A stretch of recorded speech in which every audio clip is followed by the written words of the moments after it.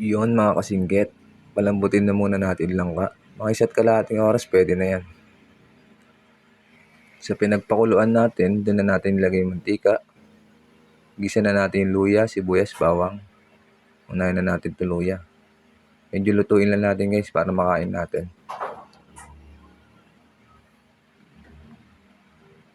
Saka natin sunod yung sibuyas. Lagi ko kasing inuuna yung sibuyas para hindi siya masunog yung bawang.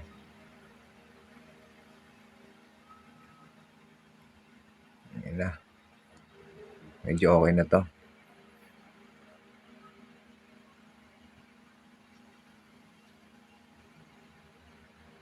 Halu-haluin lang natin ang pabalagbag.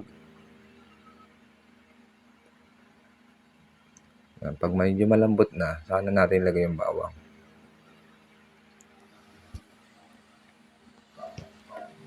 Okay na. Yun, salpak na natin tong langka. O yan, no? Napakalambot yan. Haluin ulit natin.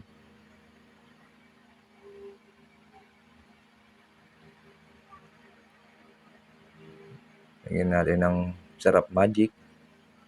Wala nga palang paminta kaya ako naglagay nito. Asin.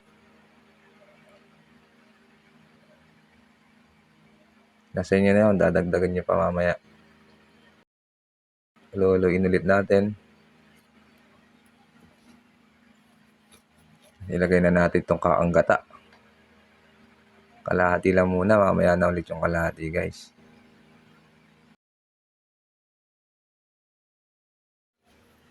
Katapos, lagay na natin yung sardinas guys. Salpak na natin ng pabalagbag yan. Tapos halu-haluin na natin guys. So, kung gusto niyo magdagdag ng tubig, magdagdag kayo. O magdadagdag ako dito. Yan, pag naghalo-halo na siya, pwede na din yan guys. Dadagdagan ko muna ng konting tubig yan guys, bago ko takpan.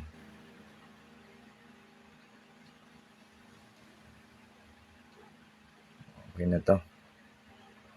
Takpan na muna natin guys. Tayo na natin siyang kumulo ng kumulo. Kapag ganyan na guys, ilagay na natin yung kalahati kanina ng kaanggata. You know, hindi na natin tatakpan yan guys. Hintayin na lang natin siyang matuyo ng konti. Luwin na lang natin ng konti. Yun, medyo okay na to.